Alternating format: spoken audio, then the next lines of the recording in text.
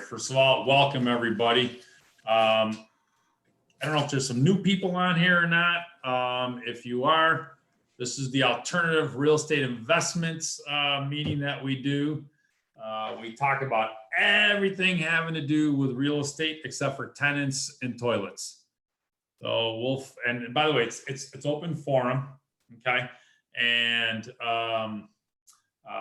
if you want to know about tenants and toilets, there's a whole separate meeting for that. Now, typically there's one next Thursday, but next Thursday night is, or next Thursday is obviously Thanksgiving. So there's not going to be one. I know that there's going to be, I know they'll set that up for the following second Thursday of next month, which will be in the morning. And then that evening will also be the general meeting, which I'm not really too sure what they're going to be talking about on the general meeting for. I don't know if if anyone's got that situated yet. Andy, do you know anything, or I don't know about December, Joe. It's supposed to be was supposed to be the holiday party. So that's holiday party looks pretty remote. Okay, yeah, I kind of figured that. I wouldn't count on that, yeah. I don't know what that is we're looking at, Joe. Is that a cabinet? Yes. All right, okay, I thought I was seeing things. I just wanted to make sure. What I'm doing, so it's no problem. I'm not as talented. My computer's not as good as Andy that I can put a portfolio or profile or something up. No problem, not a problem. I just wanted to make sure I wasn't seeing things. I'm like going, is that? Okay. All right. So well, we'll figure out what's going to happen for December. And for all of you who want to know, just go on to the FFREIA.com website, which you'll be able to take a look as far as for events. We hold 2 meetings a month for us for the alternative meetings. We do one in the morning, which is the first Thursday in the morning. And then we also do one in the evenings, because the ones in the mornings, most people work. And it's not always as easy for people to attend. So obviously, like tonight, we're doing the evening ones, okay? And but check out the website. Be able to take a look at that. And anything we go over, by the way, and I know we say this all the time, we have to consult your attorney, consult your accountant, because what works for me or somebody else on this Zoom call may not work for you, okay? So you're the one ultimately spending the money. You're the one ultimately making the decision. So please don't take as what we do as gospel, okay? Because everybody here is always doing different things. So, and everyone has different plans and different routes that they're taking. So I can't stress that enough. All right.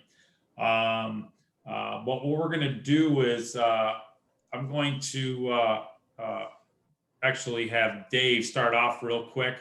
And then after Dave's done, we're going to do some haves and wants. So if anyone has any real estate that you're looking to either buy or sell, put it out there, and at least let us know what you're looking for. Okay. So I'm going to turn this over for Dave for just I don't know, just a couple of minutes here. Let him talk about what he's got going on right now through through Home Depot. Yeah, thank you, Joe. Appreciate it. Yep. We have 2 specials in the month of November at Home Depot. Home Depot is doing Black Friday for the entire month of November. And what we have from PPG Glidden is our PPG Timeless, which is our 1-coat paint. It's our top of the line. And right now there's an instant rebate on it. You don't have to mail anything in. You get the discount right at the checkout. So the gallons are $5 off, and 5-gallon buckets are $20 off. So it's a nice savings. To take a shot at the 1-coat paint, try and save you some time. November is the month to do it. It's on sale until the 30th. The other product we have, thank you, Andy, is liquid nails. PPG owns liquid nails, and the PPG liquid nails heavy duty is on sale. Buy one, get one free. And if you do happen to buy just one, they're still going to charge you only $1.28. So in essence, it's half price whether you buy 1, you buy 2, 5, 10, whatever you buy. So if you use liquid nails for your rehabs and you have some heated storage space to put it in, this stuff has a couple of years shelf life. You could buy a case of it. There's 24 in a case, and get that for half price. So 2 Black Friday specials for the month, an instant rebate on our 1-coat paint, and half price on the liquid nails heavy duty. If anybody has any questions, you could always pop something into the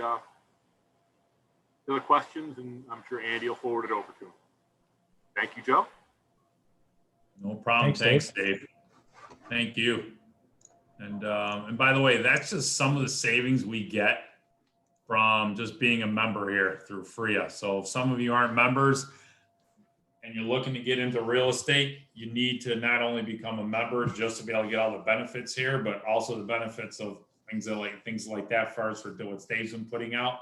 Oh my God, a lot of us practically live at Home Depot, especially when we're doing flips, and those savings add up big time. I mean, if you buy, a perfect example is one time I had to spend, I spent almost $900 on paint. I saved $180. My membership was $169, whatever it was. Yeah, that was just once. And I practically live there. So and a lot of us will testify to that. So And then there's those nice gift cards they mail you. Every 6 months you get a gift card for 2% of whatever you spend. So if you're flipping a house and you're spending over 10 grand at Home Depot, you're getting $200 back in the mail a couple times a year. It more than pays for your membership for sure. all day. Oh my God. I can't even. Yeah. So that's yeah. All right. So does anyone, first of all, does anyone have anything that they're looking to sell? If you have something looking to sell, something you're looking to buy, I don't care if you're looking for a flip, if you're looking for a rental to buy and hold, or if you have, if you have something that you would like to see about putting out to the group, put it out there. Does anybody have anything they're looking to sell right now?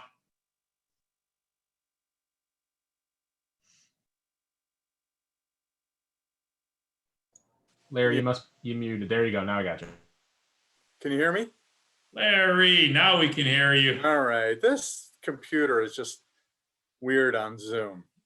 I've I've got a couple of things.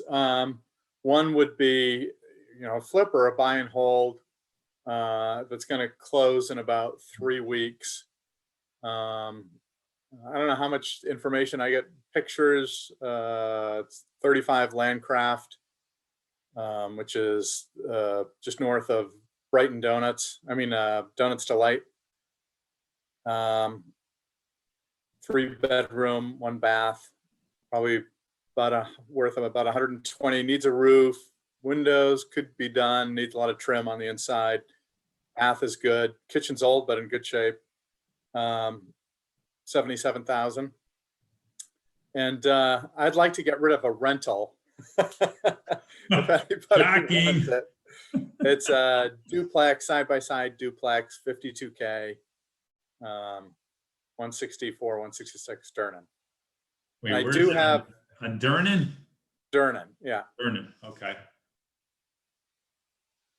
And what were you looking to get for that one?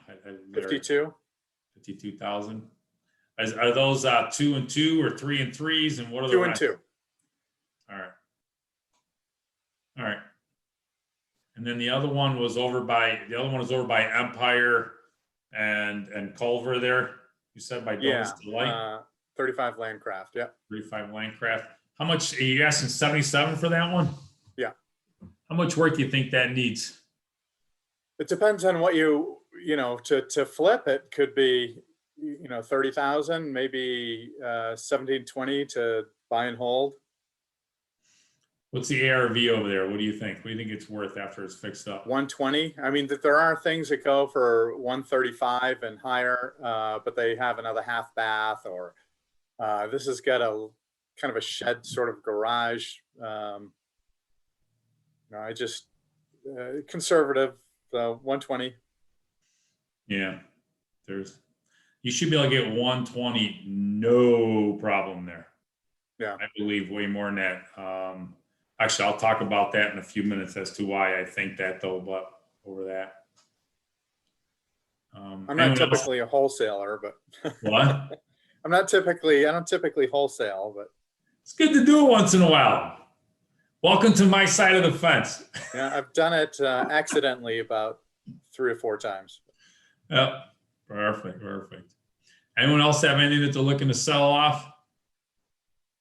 I've got a house which I just been, oh my God, I know I should have been, it's a house that I've had. It's in Charlotte, which needs work. It's gonna need probably around 35,000. It's gonna go for 59,000 and ARV is about 125. If you're gonna keep it for a rental, you're not gonna put 35,000 into, you probably do somewhere around, give or take, probably figure 15 to $20,000, depending if you're swinging the hammer yourself or not. So if you're interested in that, let me know. And I am trying to remember. I know I got something. I do have one double over in the Atlantic Culver Road area. It's a 3 and a 1. Needs a lot of work. ARV's probably somewhere around 100,000. It's going to go for 39,000 and change, and it's probably going to need. You're going to put a good 40,000, no problem. It's more for a buy and hold, but it's over there by the Culver Atlantic area, which is now really starting to pick up as in regards to numbers. 100,000, I think, is conservative. I like to make my minimums, my maximums when it comes to stuff like that. So there's probably a little bit more meat left on that. At the same time, I just like to make sure everyone's covering their butts on that. So if you're interested in that, let me know. And I'm sure there's something else I forgot, but you can always touch base with me later on. Okay. Anyone else? No one's looking for anything. Everyone has exactly what they need. Santa Claus came early. Everyone's got their houses and their stocking stuffers. Apparently so.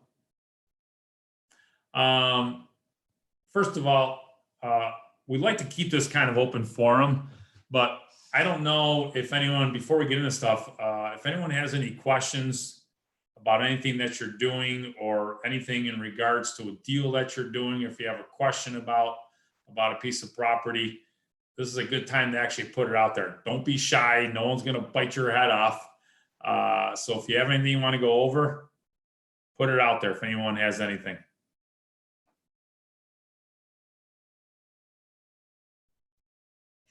I love being with a crowd that knows everything or has everything that they want. Just kidding. I want to touch upon something real quick with you, Larry, and then I'm going to go over. I want to talk about a couple things here. Larry, your house that you have over there, the one over by Empire, what's the name of the street again? Landcraft. Landcraft.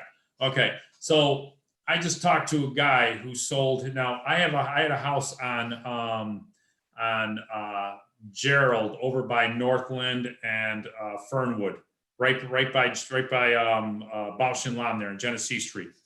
Right? You know where that is, right? Yeah. Well, Vaguely, yeah. Yeah. Well, actually, I showed you a double right across the street from Bausch and Lomb one day on the corner there.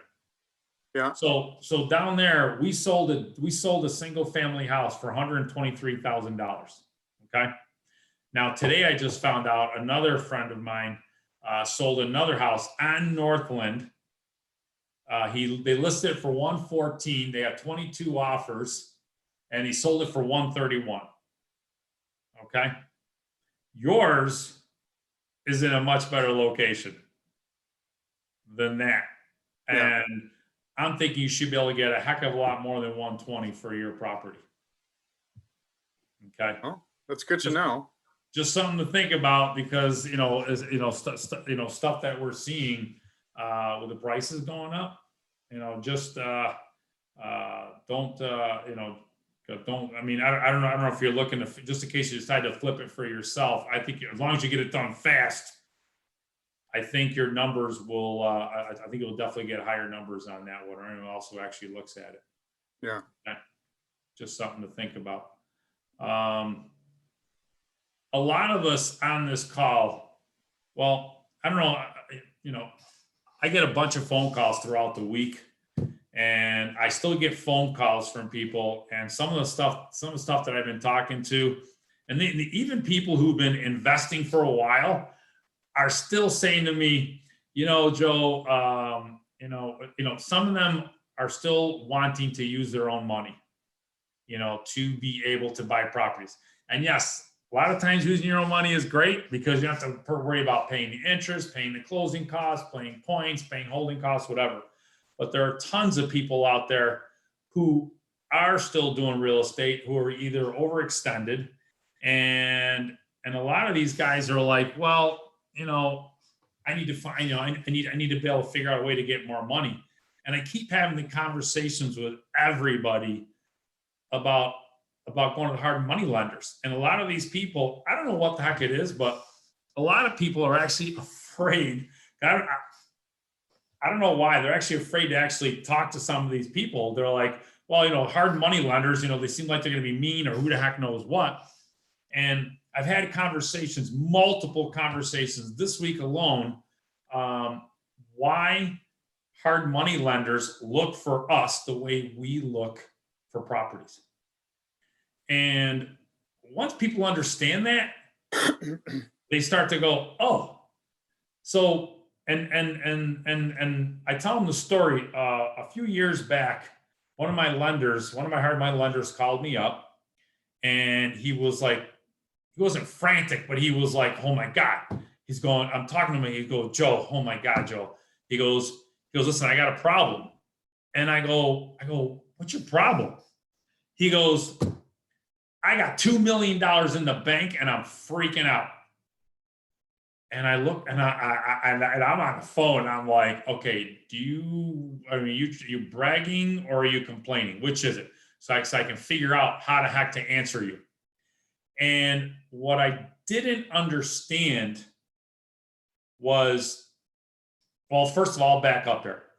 If you have $1 million in the bank, typically at the end of the year, someone's going to make, I don't know, after taxes, after inflation, you'll make between $5,000 and $7,000 in interest per year on that $1 million. Okay.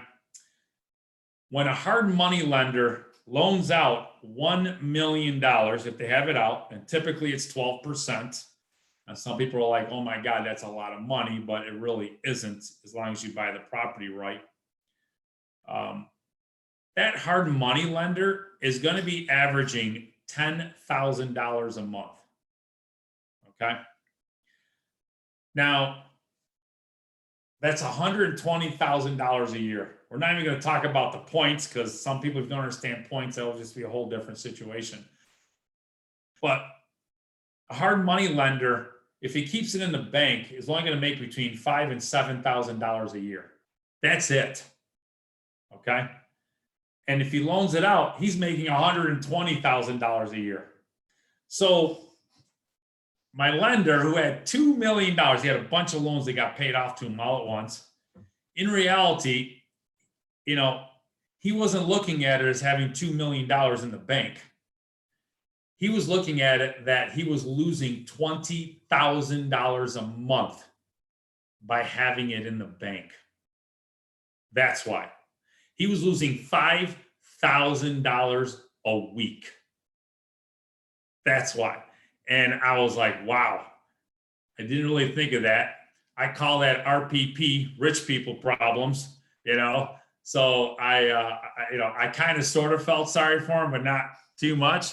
But the main reason why he called me, and he was calling everybody, he's like, please tell me you need money. Please. Okay. And unfortunately, at the time, I didn't because all my projects were ongoing, and I would have loved to have, helped him spend, $2 million, whatever.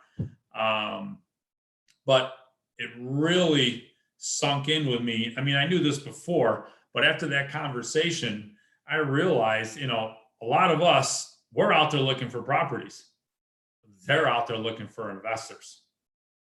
So for some of the people out there who are just, trying to figure out, okay, how the heck am I going to get this property, or, how do I get involved with a hard money lender, and why would I?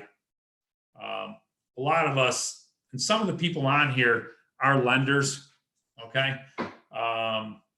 But the ease and convenience of being able to, work with a hard money lender is fantastic. More importantly, what I tell people is that you better get to know them before you need them. Don't call them the day you need them. I keep telling people, I go, look, call them months in advance, introduce yourselves. Hey, listen, my name is Joe LaBarbera. I'm a real estate investor. I'm gonna be looking for stuff. You were recommended to me. And just to let you know, I don't have a deal right now. At the same time, I'm looking for some. I'm gonna find them. I want to introduce you to me before I need you. And a lot of times they'll respect you for that. And number two, they'll also, I ask them, well, look, what's your criteria? Someone will do 70, 60, 80, whatever the heck it is percentage. The more of a relationship you have with them, the better the terms you're going to get. A lot of these people, especially like for me, before I needed my guy, when I first started using him, I would still call him, even though I didn't have a deal. Hey, I'm still here. I'm still looking, because one of two things happens. Number one, a lot of these people get the phone call the minute of, like, listen, I need to get this funded tomorrow or whatever. And you got two strangers that are talking to each other. They're asking sometimes for hundreds of thousands of dollars. So you want to be able to establish, oh yeah, you're the guy who's been calling me, being a pain in my ass because you keep pestering me. Now you finally got a deal. Great. Okay. I may be a pain in the neck to him at the same time, but at least he knows me, and that he knows that I'm serious, because they want to know you're serious. I mean, these guys are giving you their money. Okay. And everybody has different criteria. Some of these people are going to want you to put some skin in the game. But the thing is that, finding the deal is going to be the most important part of that equation.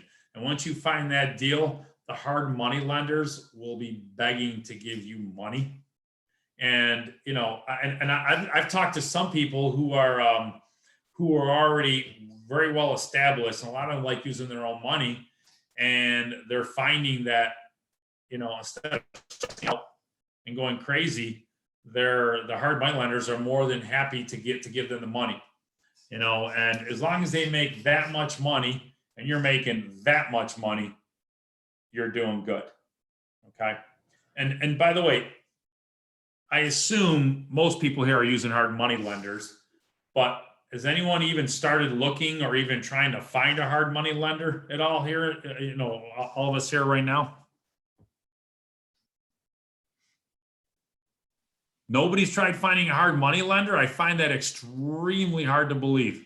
I get contacted probably once a week by somebody trying to give me money, and I've got a couple. Oh, I mean, giving you money? Yeah. Hard money lenders are looking for me. Yeah. And I've got a couple.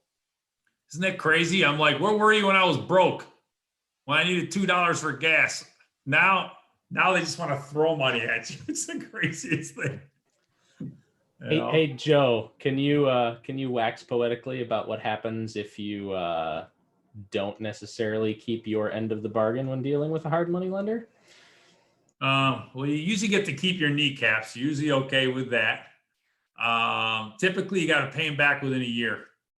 At the same time, there's, if you're buying a $200,000 house and you're getting it for $100,000 and you're borrowing $100,000, they're going to obviously, they don't want the house back. They want their money back, but they also know there's enough meat on that bone that if they have to take that house back, they're going to get their money back and then some. Okay. I've talked to, I talked to one hard money lender, just about one of mine a few weeks ago, and out of the hundreds and hundreds of deals he's done, he's only taken back one. That was it, just one. And a lot of times these guys, and once you get to know them, a lot of them don't like doing 100% financing. But I have gotten 100% financing because they trusted me. I had a record with them, And more importantly, they knew the deal. The deal was just, absolutely fantastic. So, there was nothing, they knew that they know that they get paid before I eat. Bottom line. And of course, one of my lenders said to me, the day that happens, Joe, is the last time I will ever lend to you. So make sure you can always eat, because if you can't eat, that means you can't pay me. And then we got problems. Okay. Yeah. But that's pretty, they'll come in, they'll take the property, and then obviously they'll never loan to you again. And this is a big city and very small town. So everybody wants, you want to be on the up and up with everybody, and always make sure that they're going to get paid. Okay. Well, was that politically correct, Andy? It was perfect. It was good. I was really looking for the part about big city, small town, because word does spread quickly in Rochester and everyone knows everyone in real estate. Yes, they do. Yes, they do. First, does anyone have any questions about hard money lenders and how to even find them?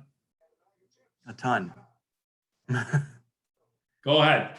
So I guess one of the biggest reluctancies that I have looking for anybody like that is because I don't really understand on how it would be structured. So like, is it maybe like I get a hard money lender for a down payment and go to a mortgage company for the rest, or some out of my pocket, some out of their pocket, and then the bank themselves? Or are they more used for like flipping a house because you don't want to get I don't think you can, but you don't want to pay them 12% for the next 30 years. So I just don't understand how you would structure a deal if you approached somebody for hard money lending. It's typically a hard money. You're right. In regards to when you're flipping a house, hard money lender is a heck of a lot easier to deal with than going to the bank. The bank goes, some of the houses we buy, the bank will, as soon as they send someone over there, that guy's not even going to go inside the house. Sometimes they don't even have roofs, let alone floors or walls. Typically, the hard money lender wants to be in first position, which means, they want to know that they're number one to take the house back. Like for me, perfect example is if I borrow $100,000 at 12%, that's 1% per month. It's interest only. Okay, so that's $1,000 a month. Okay, you have 1 year to pay it back. At the end of the year, you just paid him $12,000. Plus, you got to pay back the $100,000. Okay, so it's just interest only. Some of them will do principal and interest, but most of the time it's just interest only. Everybody's a little bit different. You typically are not going to use them as a down payment. Some of them are going to want you to put some skin in the game, especially if you're new. And don't be afraid to approach them, because they'll tell you they're very nice. They're not going to yell at you like, "Are you crazy?" They're not. They're normal people. They're just, and they just want to, they're going to ask you questions. And don't be afraid to say, "Hey, look, this is my first time going through a hard money lender. I'm used to traditional banks." Explain that, talk to me, and they will charge what's called points. Points is 1%. Each point is 1%. So on $100,000, that's 2 points is $2,000. So in reality, you're borrowing 100. They're giving you 98 because they're taking $2,000. Plus you're paying back 12, in interest for the whole year, and you're giving them back $100,000. So in reality, they've made $14,000 in 1 year off that $100,000. Okay.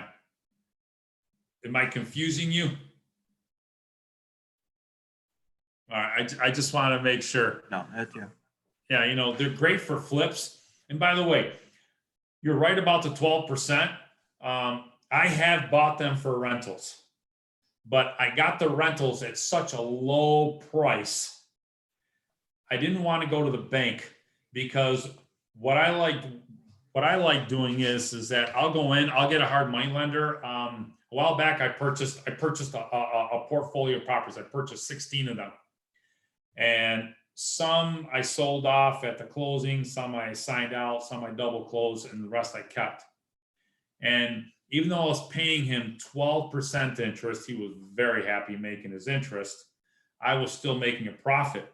But more importantly was, if you go to the bank right up front, the bank is going to make you jump through hoops because they're going to want to do, they're going to want to know everything about you.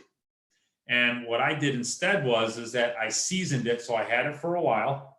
Then I went to the bank. And the great thing about it was that I had so much equity in the property. It was extremely easy for me to get a loan. Obviously, I had to go through the appraisal.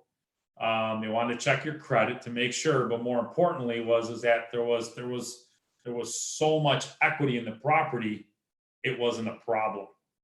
Okay, I didn't have to jump through hoops because I already owned it, so it was a heck of a lot easier. But if you're buying, if you buy a rental property and you borrow $60,000, you're paying 12% interest. And let's just say it's an $850 a month rental. $600 of that goes right away in interest.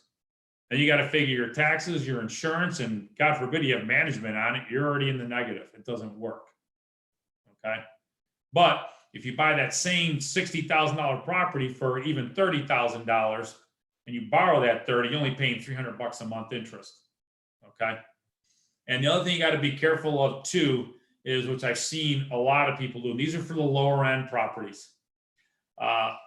Most banks won't give you a loan, as far as I could tell. It has to be like a minimum of like 40 grand per property.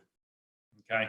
And I've seen some people go in, they'll do package deals of lower end properties that are worth, I don't know, $35,000 or 40 grand or wherever the heck it is there. At the very most, some of them are around $30,000, and then all of a sudden they've got 10 properties at $300,000, and the bank won't go in and really refinance it out for them because they're only $30,000 houses. So then they're like, okay, what do I got to do? You got to scramble. Now, last I heard, I think, and I don't know if anyone can correct me on this, I think there was one bank. And I can't even say if they're even still doing it, that did loans $30,000. Does anyone know of any other ones that do right around there? Nope. All right, because I haven't heard any either. So just be careful. But for me, I was able to build my rental portfolio through the hard money lender, but I bought everything at 50 cents on the dollar. So the numbers made fantastic sense. Okay. I guess I was going to say, maybe thinking about it now with eventually with the courts opening up and maybe evictions starting, or maybe, where they start doing foreclosures within, a year or two. I think that would possibly be a good scenario where you can go to auction at a foreclosure and have the money right away if you already are talking to a hard money lender, not have to deal with the bank. And then after you get that property, if you get it cheap enough, you can always refinance it out and pay off the hard money lender and rent it out or flip it and pay them off that way, I guess, right? Yeah, a lot of people do that, actually. So a lot of people, they know, I mean, they'll have a cap. Okay, only spend this much. They know ahead of time because they know the house that they're looking for. And if it goes above it, they're not going to take it because they know the hard money lender won't loan them past that unless they put in their own money. And the hard money lender is also going to require you to probably put some skin in the game. I've had them say, Joe, I'm going to give you 70% of whatever you bought it for. I have other ones say, I'll give you 100%. It just depends on the situation. And by the way, you don't want to just focus on hard money lenders. a lot of us know people that have, whether it be 401ks, Roths, Roth IRAs, you can get lower than 12% interest. I know people that are getting like 7%, 6%, 8%. It's just amazing because for them 8%, 6% is a heck of a lot better than being in the bank where they're making, what is it, 0.5%? Well, I don't even know, what is it in the bank now? Does anyone know? What's the interest rate in the bank right now? 1? Nobody knows. That's actually kind of funny. So yeah, so I mean, don't be afraid to talk to other people. And I will share with you this. When you talk to other people and you're asking them for money up front, they're not going to give it to you. They're going to give it to you when you don't need them, because they're going to see that you're already got stuff going on. And first it's I, me, I, and then all of a sudden they see you're successful, they start using the we word. Oh, we really should take a look at this. Hey, we'd like to loan you money, blah, blah, whatever. So you are going to get that. Don't be surprised. Okay. By the way, any questions on hard money lending, by the way? Yes, I have a question. So you did say to ask, where do you find hard money lenders? There's actually some in this group that you can definitely connect with. And then there's also other ones through this group that you can also get to know. There's 240 members in this group here. They're spread out all over the place here locally, but this is a great place to be able to do that. Okay, Akila. And by the way, I'm glad to see you made it. But yeah, I mean, as you start to networking here is key. As you start to network, as you start to talk to these people and meet these people. And by the way, there's a chat part over here where if you're looking for stuff, put on there, hey, this is Akila, this is my number. I'm looking for hard money, or I'm looking to talk to lenders. And it's somewhere, I guess, right here on the right side of my computer. Don't ask me how, but I guess you press the chat and you type. Okay.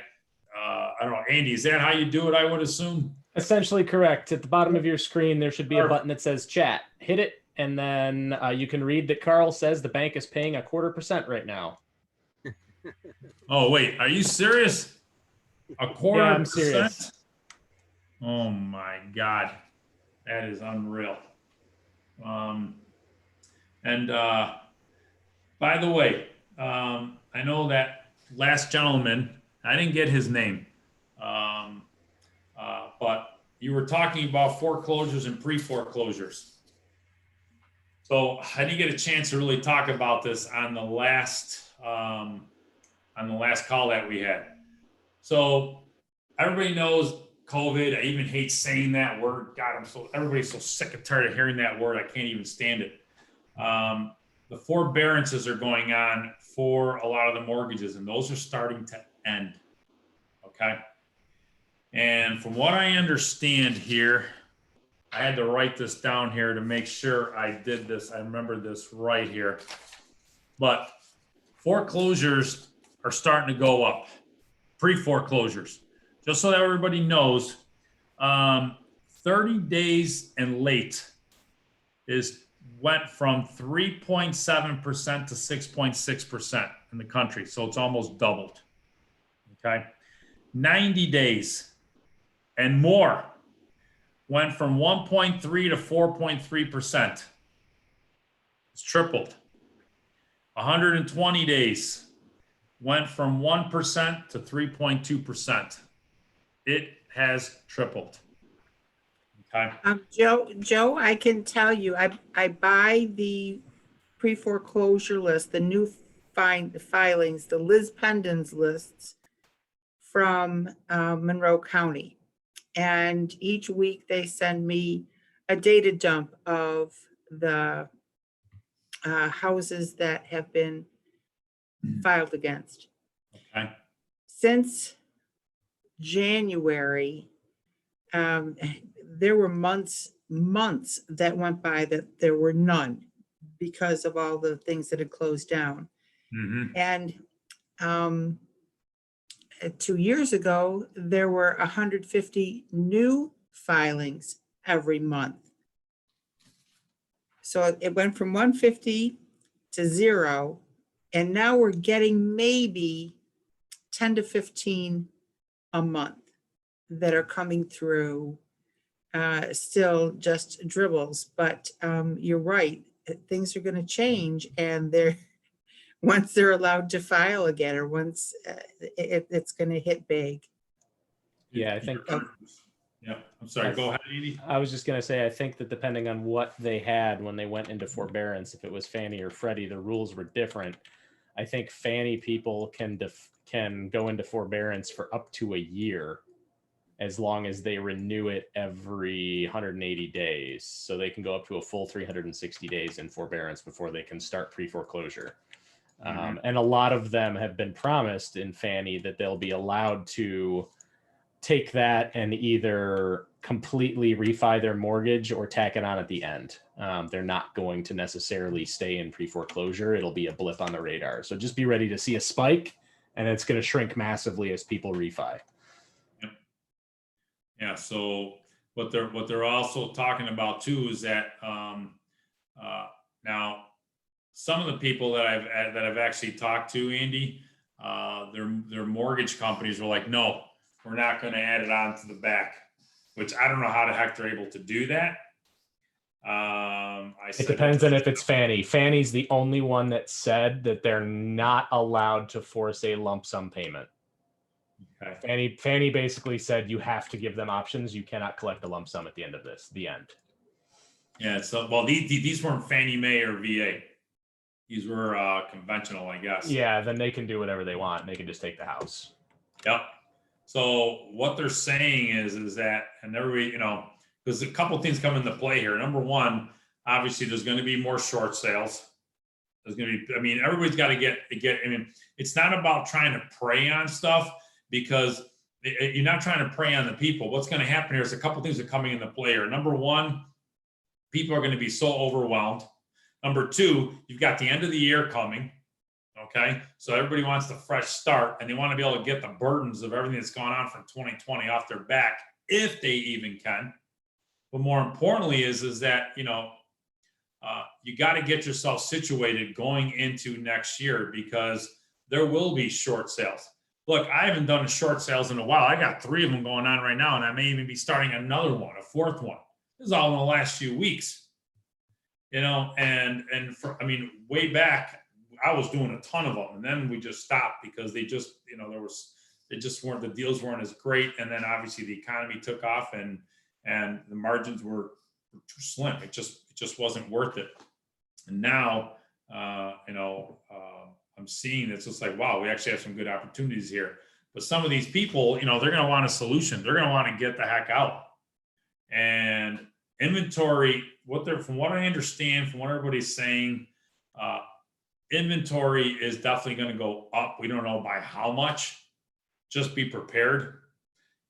Some of the people I've been talking to are, I even had this conversation with them too, that some people, they've been just buying, but some of them have actually backed off because they want to see what the market's going to do, what COVID's going to do, and they don't want to be stuck holding 10 properties.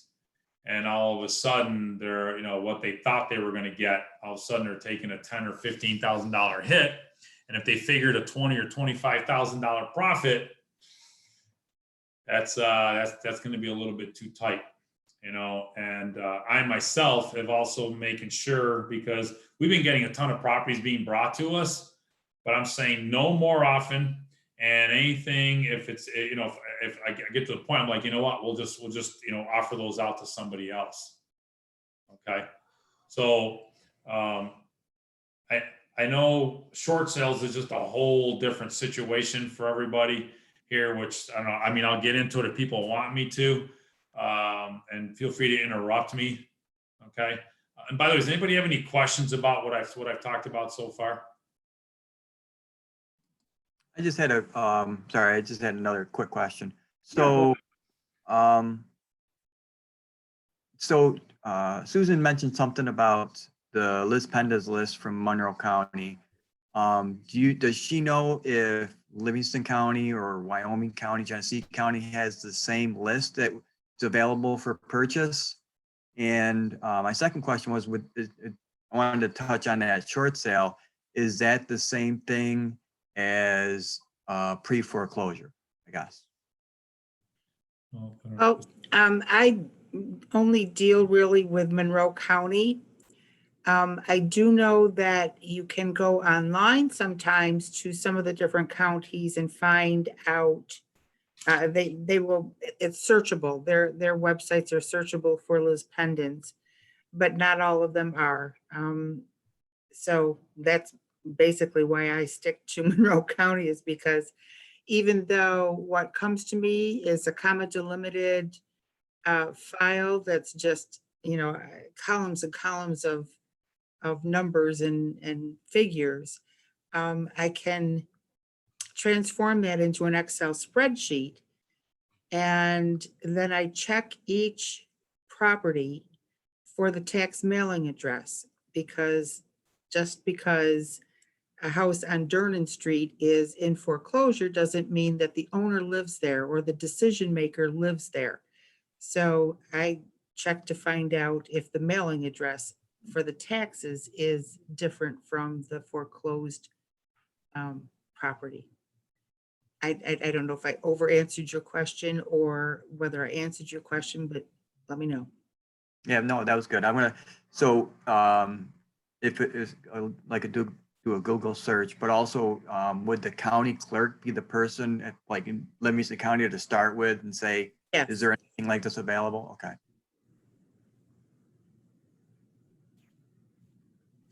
Thank you. And then what was your second question? You want to know about short sales? I kind of wanted to know, I know there's a difference between a short sale and a pre-foreclosure, but I wasn't really sure of the differences.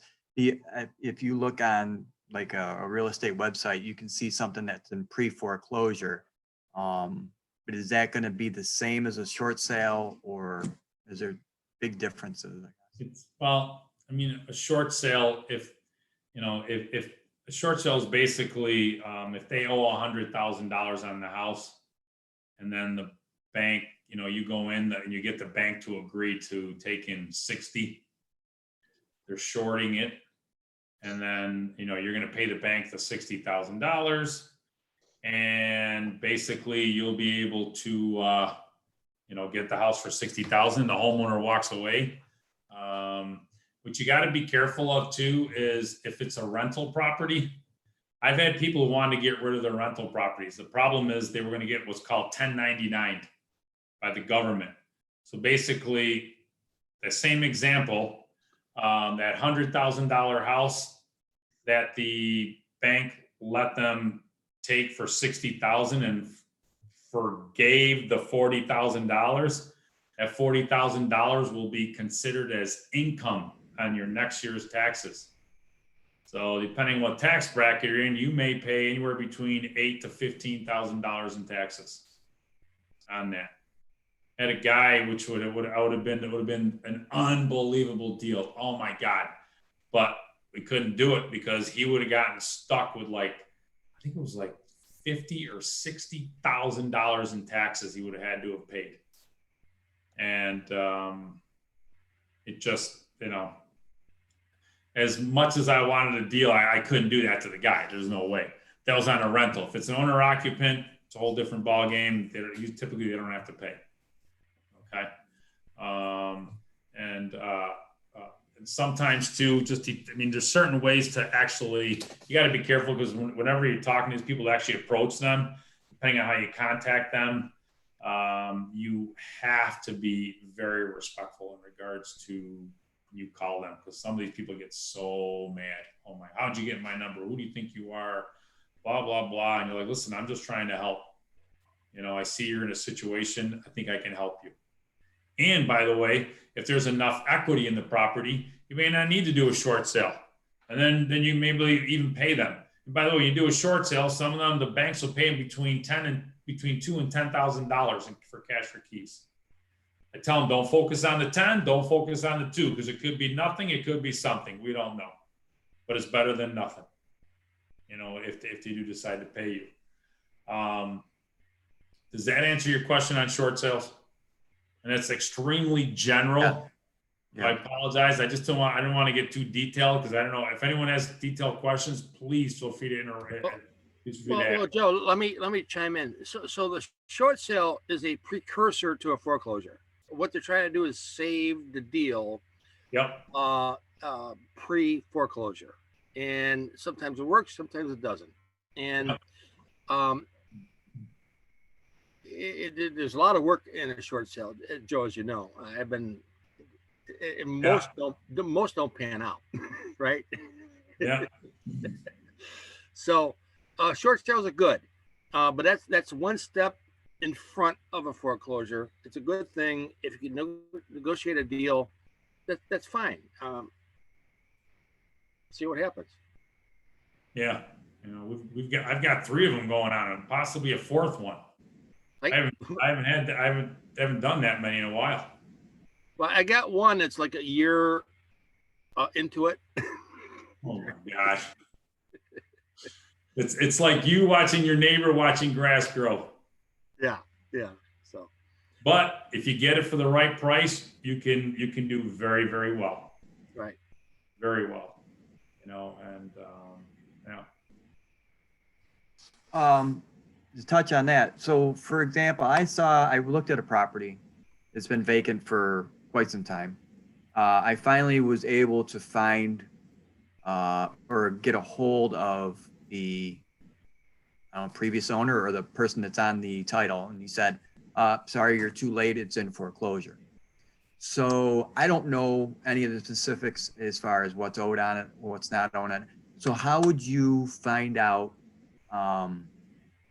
if who would initiate the short sale, or would you call the bank and say, I know this property's vacant?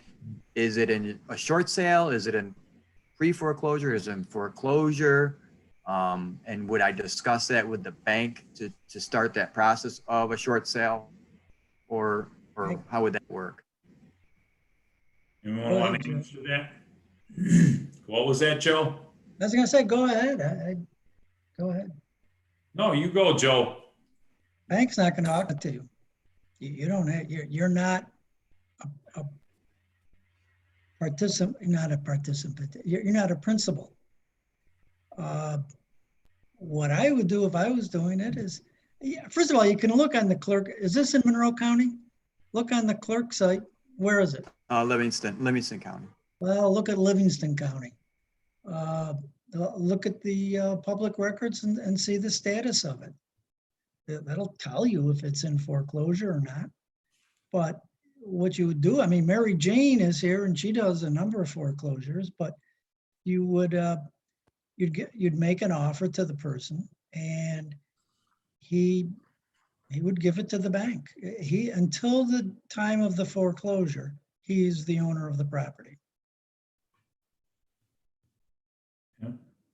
Now, people, I've taken some properties back and people thought that, they were in foreclosure and they didn't think they owned it anymore. And when I bought the debt, I was like, yeah, you own it, but tell you what, my friend, here's a deed. We'll take it right back. Thank you. But no, he's the owner until the foreclosure or the deed in lieu. Deed in lieu is a deed in lieu of foreclosure. I think that's a good point that Joe's making. A lot of time people have a little bit different view of what foreclosure is. And until the point, foreclosure is a point in time where the bank ends up going to court and taking the property back. And that's the important part to remember, because a lot of people talk about pre-foreclosure and a number of things of that sort. But the key thing is, until, as Joe indicated, until the foreclosure takes place, it's owned by the person who basically started the mortgage. So, and people think about it and talk about it in a number of different ways. But the key thing to remember is pre-foreclosure means the time before the property is actually foreclosed upon. And it sort of sounds a little simple, but I know back in the day when I was trying to figure it out, I went through a whole bunch of levels of consternation until I recognized the key thing is it's just a point in time. So thought I would just provide that editorial piece there. Yeah. Now, if you want to go in the weeds, this is in New York because we're a title state. If you're in a non-title state, actually the deeded owner of the property is the trustee. But we're in a title state, so the deeded owner of the property is the guy that, well, is the owner, the person on record. Yeah. So just so I can interject again, Joe used the words title state versus non-title state. He's really saying judicial versus non-judicial states. That's the way it's normally talked about today if you read today's books and times. I'm old. I read them a long time ago. Yeah. But bottom line is you can't do anything unless the owner is willing to work with you. And Right. I've had him say to me, I want nothing to do with the house. I go, well, I can get it off your name. You know, it may, you know, I know your credit's been dinged. At the same time, if I do what's called a short sale, it'll at least help you, and it won't be a foreclosure on your record for 7 years. I've had other people tell me, I don't care, I want nothing to do with it. There's nothing you can do. And Joe, you were right. The bank isn't going to talk to you because you're not on there. You have to go through the owner. If the owner doesn't want to help you, you know, and I've had the conversations where they just didn't want to do anything with it. Then I talked to them like, oh, okay. And I've had the other ones say, no, told me to basically go jump off a bridge. And that was, they didn't really say that. They said other stuff. I won't tell you what they said. And so you're going to get that, you know, so you just got to sort through them. That's all. Short sales are a pain in the neck. They take a long time. But I don't just focus on them because like for me, not only do I do the wholesaling, I also have the rentals, I also have the flips, but we also, you know, I have three short sales I'm doing right now. So it's just, you know, I kind of fill the gaps with all those.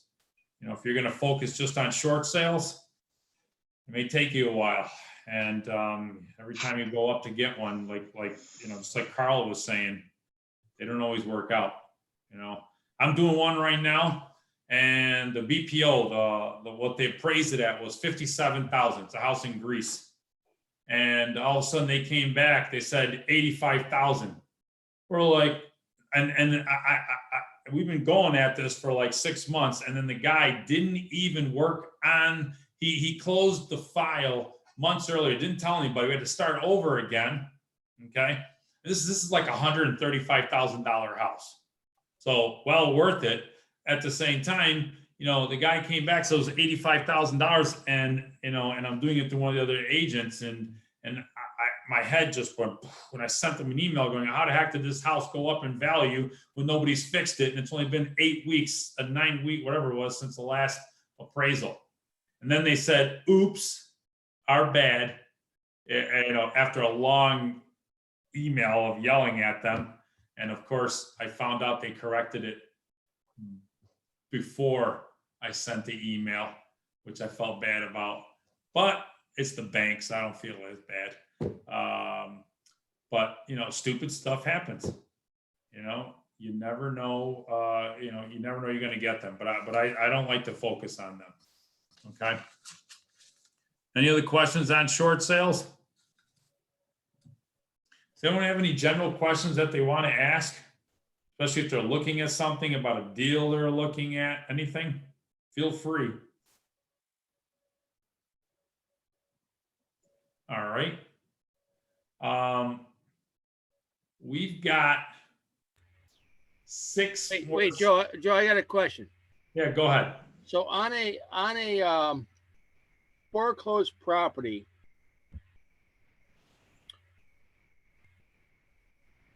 after the foreclosure, supposedly it's supposed to be a clear title. Right? Yeah. Yeah. There are 9 reasons why there may be a lien still on a title. Do you know what they are? I don't have a clue. That's why come I have an attorney. That was a fantastic answer. That's right. That's right. So there are exactly. So be very careful on foreclosed properties. There's like 9 different, IRS liens, code enforcement liens, child support liens, mechanic liens, first mortgage to a second and third position. So yeah, that's why it's important to have a great attorney who knows what he's doing. Yep. You have to have one, especially when on short sales. Oh God. Yeah. And foreclosures. Yeah. I like to be careful. Frankly, I don't touch foreclosed, at the auction. I wait till it's bank owned. Once it's bank owned, they clear everything, and it's wide open to awesome stuff. Yeah. Yeah, but lately foreclosures has been few to none, and the competition was so ridiculous. It's not worth it. I like the off market deals. Yeah, just let Nunzio take them all, right? Yeah, I know, no kidding. He's bumming right now. There's really no auctions going on. So I know some of his buyers are scrambling. They're like, "Oh my God, I got to find properties," and they're like all over the place. So Joe, what are they doing? They don't have in live. Where are they doing this online? Not that I know. I don't think they're doing anything right now. This is foreclosing. Andy, what are they doing out there? Any idea how they're doing this? No, I heard that they were going to reopen everything, but now that we're going back on lockdown, God only knows. Like, wow. So foreclosures are a mess. Standstill until there can be auctions. Yeah. Wow. Some of those guys that were there at the auctions every single day, that's where they made their bread and butter. They're starving right now. They're off hunting in other fields, trying to find properties. And so we'll see what happens with that. I know, for me, the only thing I've been focusing on is obviously, because I know there's going to be more foreclosures, going to be more. That we're 6 weeks away from the end of the year, 6 Saturdays. The 7th Saturday from now is going to be January 2nd. 7 Saturday is going to be January 2nd, 2021. So what's everybody wants to do? Everybody wants to make more money. Everybody wants a fresh start. Everybody wants to get rid of their problems. Everybody wants to do this and do all this stuff. And there's going to be people who are going to want to get rid of their pain in the neck properties, their pain in the neck tenants, their whatever the heck it is they have going on. Okay. And I have been, every time I talk to some of the investors, I always ask, what are you doing? What are you doing? Oh, marketing. I talked to one guy, he's spending $5,000 a month in marketing right now. $5,000. Now I go, is it paying off? He goes, yes. He goes, he's getting deals. He wants to make sure of that. So, I mean, if he gets one deal and he wants to make a minimum of $25,000, $30,000, it's a $5,000 investment, it's good. Okay. All I'm focusing on is marketing and getting ready for, mentally, I've been in January since October 1st. I just am, because I always make sure I focus for the 90 days. Where am I going to be at? Where's the next, closing going to be happening? When is it going to be? So that way it keeps me like, okay, I got to keep constantly making sure that I'm feeding the pipeline. Okay. And all that's going to be all through marketing. That one gentleman who's spending $5,000 a month right now in advertising and marketing, you don't have to go in and spend $5,000. Okay. I did it. When I first got started, I had no money. I did everything free. Okay. And this is a great place to network and be able to find properties. Because let me tell you something, I did not have $500, let alone 5,000 or $5 to even do anything. Okay. But what I am telling you though is because of his marketing, okay, over the last 3 or 4 weeks, we've been actually helping him. He actually located an 17, 18 unit building, and which he's in talks with the guy. We went there, we helped him, we took a look at it, did what we had to do, and fixed up. I mean, right now the guy's somewhere around the $900,000 range. Okay. Now we know fixed up, it'll be somewhere around $1.35 million. And the only reason, what I meant by fixing up, and I apologize, the only thing it needs is the rents to go up. Maybe do a driveway or a parking lot. He's going to spend minimal there. Basically, the only thing he has to do is the rents are low. That's, and I was talking to him just the other day, and he was just out of his mind because and by the way, that doesn't include the other property that he's getting over by the U of R, okay, that he also locked down. Okay, that all happened within the last 3 days. Okay, one at the U of R is probably worth around 220. He's getting it for about 105. He's going to put about 40 into it. If he wants to rent it out, or he could flip it. Okay, he's focused on marketing. He knows his business is going to be made or broken by the marketing. I'm not telling people to go off and spend $5,000, okay? But this guy right now, I mean, just with what's going on right now, I mean, in equity alone, he's going to have around, I don't know, about almost $400,000 in equity in the one property, and then he'll have the other one, just from marketing. Now, I don't spend $5,000 a month in marketing, okay? But for him, Wait, Joe, yeah, you do. Call it billboards, okay? well, yeah, I mean, Okay. yeah, sometimes, but I mean, him, it's a constant basis, So, yes, there are times, where we'll spend stuff, and I don't care if you're new or if you've been doing this for a long time. We're all marketing. Everybody has to get ready for what's going to be happening in the new year. With this I'm expecting the moratorium, and I hope I'm wrong, for the evictions to be extended. I hope I'm wrong. I know some people on here probably want to kill me for even saying that, but if there's another lockdown or who the heck knows what, they're going to do something. I don't know what. But the point is that there's going to be people out there that are going to be begging to just, please take my property. I can't stand it anymore. Bottom line is that you got to be prepared. Joe, I agree with you. There's a momentum of enough is enough, and so my question to you is, we're gonna forget December. December's wiped out. January, February, and March. Where do you see the pulse of the market? Where do you see the opportunity? Maybe you don't. Maybe it's a crystal ball. But what do you project come spring? Right. I know for the next 3 or 4 months, we're figuring. I mean, the market's still pretty strong right now because there's so little inventory. We're putting out. We're flipping. We're putting out properties right now. And we've been doing pretty well. What I want to know is, which I've been watching, obviously, is what's happening with the forbearance, the pre-foreclosures, because that's going to tell us all. I can't tell spring. All I know is that right now, myself, I'm seriously focused on the flipping part, not the higher end properties. I'm focused on some of the lower end properties.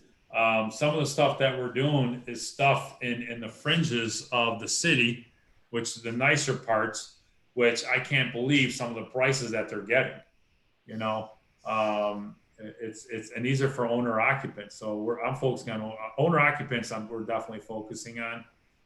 Investors are going to be there regardless, because investors are there to buy. I've had people tell me, well, I've talked to investors and they're not buying. I go, you haven't talked to enough investors, because I don't know who the heck you've been talking to. I go, how many did you talk to? Did you talk to 20, 30, 40? I talked to 4. Oh, okay. No, investors are always going to be buying. We're always looking for great deals. When everybody's selling, we're buying. That's when we make our money. Okay. I know the lower end stuff, anything under $150,000 are obviously, that's the sweet spot. Right now, I know people right now that are buying stuff in the city. I know a guy who's bought a house off of Emerson Street, closer to Mount Read Boulevard. They used to sell for like 50, 60,000 bucks maximum fixed up. One got listed over there for $99,000. He's going to list his for $95,000, and they said it'll be gone. So he's focusing on those areas instead of keeping them as rentals. Where yes, he could keep them as a rental, and he was going to be into that property for somewhere around $65,000, maybe 70. Okay, but he's going to make about probably right around $20,000 profit on a $70,000 investment, which is fantastic. So even if you were to rent that out, let's just say you rented it out for, I don't know, $900 a month. Okay. And let's just say you net after maintenance, after whatever the heck it is there, management, taxes, insurance. Let's just say you net, we'll keep the math easy, $500 a month. Okay. I doubt it's going to be 500. Carl's going right now, there is no way that's $500, but I like to keep the math easy. Okay. $500 a month. Okay. For 1 year is $6,000 a year. In 10 years, that's $60,000. So it'll take him a little under 12 years to make his money back. And that's if nobody moves out, nothing breaks, and everything stays the same. Okay? What kind of world are you in? Exactly. So you're talking about making back your money in the year, you're almost at 2021. So 12 years from now, you're almost in the year 2033. Okay. And he's like, you know what? Anything can happen between now and then. I'm going to make a quick $20,000. I get in and get out. So I know that's a very strong market. I know I actually talked to Pat, and Pat actually, he's all happy because he sold. Actually, it was the example that I used today. His house was the one that got 22 offers, and he's very happy, but yeah, he's just like, what you got? People are selling, people are all looking. So for right now, the market is strong. Just don't get caught with 10 or 15 properties in inventory that you're looking to flip, because nobody knows what's going to happen here. That's the only thing I'm worried about. If COVID does keep going and we still have a shortage of properties, I think it'll still be a strong market. What worries me is what happens when some of the foreclosures come into play. It's not going to be a crazy amount. At the same time, it's going to be enough where you'll see more inventory out there. And right now we're going into Christmas in January, so there's very little inventory. Nobody's going to think about moving. And last year, Christmas time, I don't know if Mary Jane's even on here right now, but I'm sure she could tell you that December was a strong month, very strong month. Because typically what I tell people is November, things start to slow down. December's Christmas, January's too cold, or January they're broke from Christmas, February's too cold, March they start to think, April they start to sell. But now we're all going full steam ahead. But just don't get caught with too many juggling too many properties. That's all I'm trying to be careful of. And by the way, worst case scenario, if something happens and the market drops, I'm making sure to buy these properties at a number that if I have to keep these as a rental, it's not a problem. I'll just pivot and everything will be fine. Because I know I can make $800 to $1,000 in rent. So why would the market drop? I mean, it's a hypothetical. Why would the market drop? I'm not going to say it will drop. I just like to make sure. I told you, one of my favorite movies is The Shawshank Redemption. And in that cell, my favorite, he had that huge hole. That was his escape route. Okay, I want that hole. And that hole is the price. Because no matter what, here's the thing with me, and and I'm very thankful, I'm very grateful at the same time. All my properties that I own right now are all, I bought them all for 50 cents on the dollar or less. Every single one of them. So no matter what happens, I'm going to be okay because of the price. That price is that giant escape route. Because every time I think about buying a house, I'm like, okay, I've closed the cell on myself. There's a window and someone else has the key. I'm claustrophobic, okay? I need that escape route. I want to be able to get the heck out of Dodge, okay? So, and again, it works for me. That's just the way I operate because I want to make sure. I don't want to be stuck where all of a sudden I got to sell something and I bought it for $200 and it's only worth $200 and I have to sell it for $200,000 if I have to sell it super fast. I don't want to be caught in that position.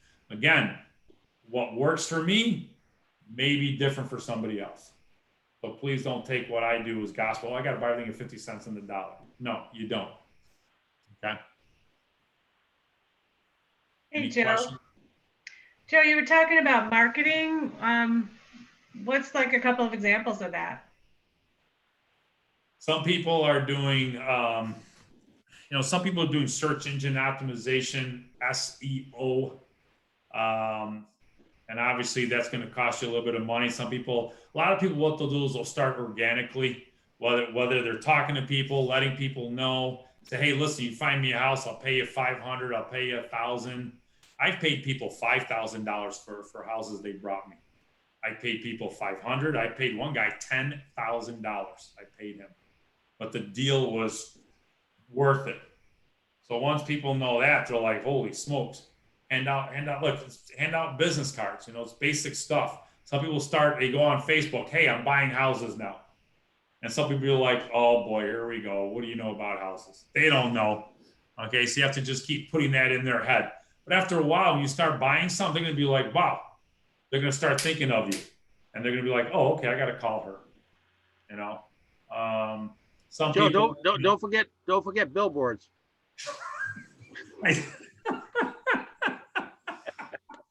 Oh my God! Look, one of the guys right now, he's doing TV commercials, and everybody's different. See what works for you. A lot of times with new people, they think they have to go off and spend all this money. Do you have to? No, but you do have to put something. This is your own business. Okay, you got to run it like a business, treat it like a business. Because this is a multi-trillion-dollar business. We only want 0.0000001% of it. That's it. Okay. So when you're talking about making, I've never ever heard anybody say in real estate, I want to get in real estate and make hundreds of dollars. Every single person that talks says they want to make millions. So you got to be able to say, okay, what do I have to put into the business? So if you have to go in and start doing some type of marketing and advertising, figure out what's going to work for you. This is a perfect platform for it because you're able to connect with people who are in the group, and then locate other people who are within the group or even other wholesalers. But a lot of the stuff that I've been getting has been coming to us from referrals. But the only difference is time. That's all it is. People are getting so frustrated because it's hard to find properties. It's hard for everybody, including me. I'm just going through them as fast as possible. I'm saying no as much as possible. People are like, I understand. I've only had like one or two people call me this week or this month. I go, well, figure out what you're doing, and then you either have to pivot, you have to figure out what's not working and what is working for you. Okay. Hand out business cards. My main thing is I just talk. I talk to as many people as possible. I let them know that I'm buying houses and I have cash to burn. Okay. I'm either going to give them the money or I'm going to give somebody else the money. Who do they want me to pay? I ask them that. Well, I want you to pay me. Great. Find me a house. Okay. And, you know, and a lot of people will be like, well, Joe, I don't know anybody who has a house. Everybody I know rents. Great. Who do you know has a crap ass landlord? Who do you know has a landlord that lives out of state? Who do you know rents a house and it's not being taken care of? Who do you know is a tenant and they're moving out? Okay. It's going to be all about the questions that you ask them that will be able to start to get people's minds start to thinking, because you want to start massaging their thinking, saying, okay, you know, actually I do know people, because somebody out there right now is looking to sell. We just got to find them. And there's a lot of us looking. Okay. But marketing is going to be the key to everything we do. Did I answer your question for you in a roundabout way? Yeah, you did. Thanks. Perfect. Are there any other questions from anybody, by the way? We're getting pretty close to wrapping up over here because it's almost 8:30. I want to be respectful here. I know we try to keep it Hey, to Joe, one quick question. Okay. Hey, what are you using for like skip trace searches now to find homeowners? Got a couple of vacant properties I've been looking at, and some of the resources I've used are not really giving me the people the information they need. Who's using skip tracing on here? Randy, are you on there? I know I have a skip tracing service. I don't do it personally, so I don't even know what they're called. Oh, okay. I'm not really too sure. I can't remember. I know Boylan Code does some skip tracing for people, for their clients. They're a lawyer's office, so I'm sure that's not going to be your cheapest option. But Jamie talks about it on her real estate roundtable relatively frequently. So if you can't find one or don't know where to find one, it's a good place to start. Okay. Yeah. Some of them will do them for you in bulk, or some of them. That's what yeah. Sometimes they're 10 cents. Yeah. I paid for that, but yeah. As you go along, whatever. But yeah, you know, so I'm sorry. I stay in my own lane. Computers are not in my lane. So I want to go back. I'm not sure who had the question on Livingston County. But I went to their site, and it's a co-file site, which is the same as Monroe County, and Monroe County is messing up my creating a new account. But yeah, just do it online. Go and pull up the documents. It'll tell you the status of the foreclosure. It'll tell you who the people are. It'll tell you who the attorney is, and you can call the attorney. The attorney will talk to you. The bank won't, but the attorneys frequently will. And they'll can do it that way. But read the documents. You got to read them. But yeah. All right, thank you. Perfect. Thanks, Joe. Joe's always got the answers.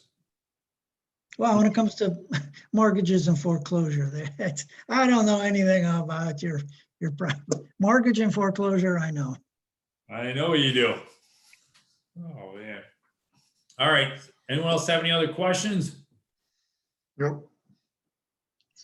I guess we're all set. Thank you, everybody, for joining us. I appreciate it. Have a great Thanksgiving, and have a good night. All right. We'll see you. See Happy ya. Thanksgiving, everybody. Take care. Thanks, Joe.